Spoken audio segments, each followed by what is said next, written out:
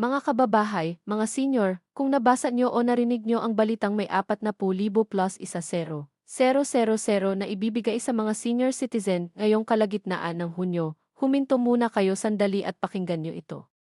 Bago kayo maniwala, bago kayo mag-share, bago kayo pumunta sa kung saan-saan para mag-claim, kailangan nyo munang malaman ang totoong kwento sa likod ng balitang ito. Marami na pong biktima ang ganitong uri ng balita, at ayaw natin na kabilang pa kayo sa susunod na biktima. Kaya hanggang dulo, sundan nyo ako, dahil dito natin lilinawin kung totoo ba ito, paano ito naging viral, at ano talaga ang dapat nyong gawin. Ngayong panahon na ito, mga kababayan, alam na turang marami sa atin ang umaasa sa tulong ng gobyerno. Mga senior citizen, mga pensioner ng SF at GSIS, mga benepisyaryo ng iba't ibang ayuda, lahat tayo naghahanap ng paraan para mas gumaan ang buhay, lalo na sa gitna ng pagtaas ng pagkain, gamot, at pangaraw-araw na gastusin. Kaya naiintindihan natin kung bakit kapag may nabasang balita tungkol sa malaking pera na ipapamigay, agad tayong na-excite. Pero dito rin nagsisimula ang panganib. Dahil sa sobrang pananabik nating makatanggap ng tulong, madali tayong naengganyo na maniwala sa mga balitang hindi pa naman pinatunayang totoo. Kaya importante talaga, mga seniors, na alamin natin kung saan dapat tayo kumuha ng tamang impormasyon at paano natin masusukat kung ang isang balita ay totoo o hindi. Kaya ngayon, ating tignan ang sinasabing 40,000 kasama ang isa na ibibigay sa mga senior citizen ngayong Hunyo. Sa ngayon, mga kababayan, walang opisyal na anunsyo mula sa SS, GSIS, o ZESB na nagpapatunay sa eksaktong halagang 40,000 at isa na ipapamigay sa lahat ng senior citizen. Ang ganitong klasing balita ay karaniwang kumakalat sa social media, lalo na sa mga video o post na gumagamit ng nakakaintriga at nakakaganang headline para makakuha ng maraming click o view. Minsan, ang mga post na ganito ay galing sa mga page na walang opisyal na koneksyon sa gobyerno.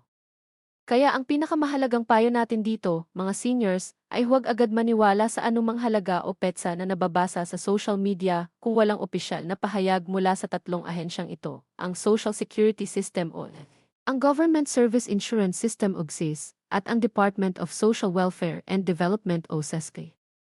Ngayon, bakit kaya kumakalat ang ganitong mga balita? Karaniwan, ito ay paghalo-halo ng mga totoong programa ng gobyerno, tulad ng social pension para sa mga indigent senior citizen, ang regular na pension mula sa TSET o GSIS, at mga ayuda mula sa SEFI, na pinaghalo at pinalabas na isang malaking ibigay na may partikular na halaga. Minsan din, ang mga numerong ito ay basta-basta lang ginawa para mukhang totoo at kapanipaniwala. Kaya kung makakita kayo ng video o post na nagsasabing ki-40,000 plus isa alamin kung nasa listahan ka. Unang hakbang nyo dapat ay tignan kung mayroon talagang link papunta sa opisyal na website ng GSIS o LASG. Kung walang ganitong link o kung ang link ay papunta lang sa ibang social media page, doon dapat tayo mag-ingat. Pero huwag tayong mag-alala, mga kababayan, dahil mayroon talagang mga tunay na benepisyo na maaaring matanggap ng mga senior citizen at ito ang dapat nating pagtuunan ng pansin. Una, mayroon tayong Expanded Senior Citizens Act na nagbibigay ng 20% diskwento at exemption sa value-added tax sa mga gamot, pagkain sa restaurant, singil sa kuryente at tubig, at iba pang serbisyo. Pangalawa, mayroon tayong Social Pension Program ng SEFI na nagbibigay ng buwanang stipend sa mga indigent senior citizen, ibig sabihin, ang mga seniors na walang sapat na kita o suporta mula sa pamilya. Pangatlo, mayroon tayong regular na pensyon mula sa SF at GSIS para sa mga retirees na nagbayad ng kontribusyon noong sila ay nagtatrabaho pa. At pang-apat, mayroon tayong mga karagdagang ayuda na ibinibigay paminsan-minsan ng SEFI sa pamamagitan ng Assistance to Individuals in Crisis Situation o DAFID, lalo na sa mga seniors na may sakit, walang trabaho, o naapektuhan ng kalamidad. Ngayon, pag-usapan natin ang eligibility, mga seniors. Para sa Social Pension Program, ang mga kwalipikado ay ang mga senior citizen na may edad 70 taong gulang pataas, na walang permanenteng kita, walang regular na suporta mula sa pamilya, at walang ibang pensyon mula sa SEF o GSIS. Kung kayo o ang inyong mahal sa buhay ay nasa kategoryang ito, mainam na pumunta sa Office of Senior Citizens Affairs o OSCA sa inyong munisipyo o lungsod para magtanong kung paano mag-apply. Para naman sa mga ISEF at GIS pensioner, ang kwalifikasyon ay base sa inyong record bilang dating kontributor o nagtatrabaho sa pribado o gobyernong sektor. Kung kayo ay retirado na at regular na tumatanggap ng pensyon, dapat lagi niyong i-update ang inyong impormasyon sa ISEF o GSIS para hindi maantala ang inyong benepisyo. Dito rin natin pag-usapan ang mga panganib at babala, mga kababayan, dahil mahalaga itong malaman. Una, mag-ingat tayo sa mga peking pahayag o fake announcement na kumakalat online tungkol sa malaking halaga ng ayuda. Madalas, ginagamit ito ng mga scammer para makakuha ng personal na impormasyon, tulad ng inyong buong pangalan, address, numero ng ISEF o GSIS, o kahit detalye ng bank account. Kapag may humingi sa inyo ng ganitong impormasyon sa pamamagitan ng text, messenger, o kahit tawag sa telepono, at sinabihan kayong kailangan munang magbayad ng e-processing fee, bago makuha ang ayuda, alamin nyo agad na ito ay scam. Walang lehitimong programa ng gobyerno na maningil ng bayad bago ibigay ang tulong. Pangalawa, mag-ingat din tayo sa mga delay o pagkaantala sa pagbigay ng benepisyo. Minsan, kahit totoong programa, maaaring maantala ang release ng pondo dahil sa proseso ng budget o dahil sa kakulangan ng dokumento mula sa benepisyaryo. Kaya importante na kumpleto at updated lagi ang inyong mga papeles. Pangatlo, mag-ingat din tayo sa posibleng disqualification, lalo na kung mayroong pagbabago sa katayuan ng pamilya. Tulad ng pagkakaroon ng regular na kita o pagtanggap ng ibang pensyon na maaaring makaapekto sa kwalifikasyon ninyo sa social pension program. Ngayon, pag-usapan din natin ang tungkol sa payout dates at schedule, mga seniors, dahil alam kong ito ang gustong-gusto niyong malaman.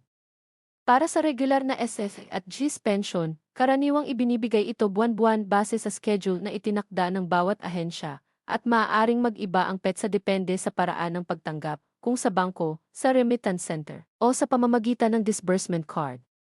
Para sa social pension program ng SAFE, karaniwang ibinibigay ito tuwing quarter, ibig sabihin tuwing 3 buwan, ngunit maaari itong magbago depende sa lokal na implementasyon sa inyong lungsod o munisipyo.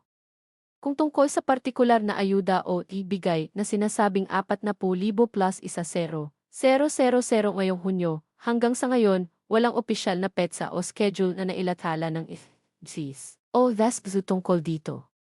Kaya kung gusto niyong malaman ang totoong update, ang pinakamainam na gawin ay regular na bisitahin ang opisyal na website o opisyal na Facebook page ng IFGS at LEFI, o personal na pumunta sa inyong lokal na OSCA o City Social Welfare Office para magtanong ng direkta. Sa puntong ito, gusto ko ring banggitin ang ibang benepisyo at programa na maaaring makatulong sa inyo, mga kababayan. Halimbawa, mayroon tayong PhilHealth benefits na sakop ang mga senior citizen, kung saan libre ang ilang serbisyo sa ospital para sa mga kwalipikadong indigent senior.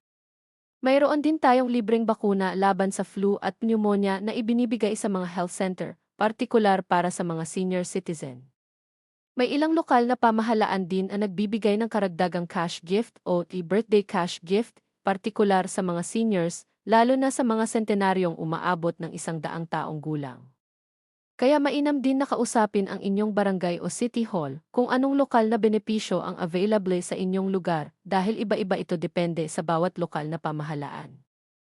Ngayon, bigyan ko kayo ng praktikal na tips, mga seniors, para matiyak na hindi kayo maiiwan o madadaya.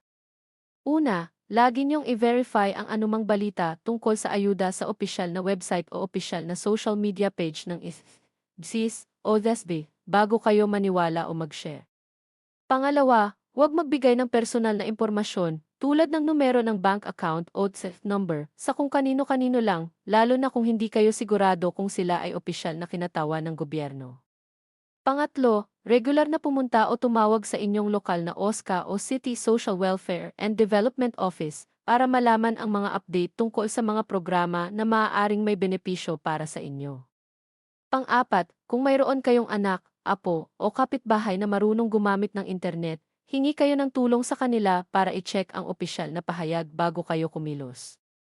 At panglima, laging tandaan, mga kababayan, na ang lehitimong tulong ng gobyerno ay hindi nangangailangan ng bayad bago matanggap. Kung sinabihan kayong magbayad muna, alamin nyo agad na may mali sa ganitong klaseng alok. Ngayon, pag-usapan din natin ang mga karaniwang pagkakamali na ginagawa ng mga seniors at kanilang pamilya tungkol sa ganitong klaseng balita.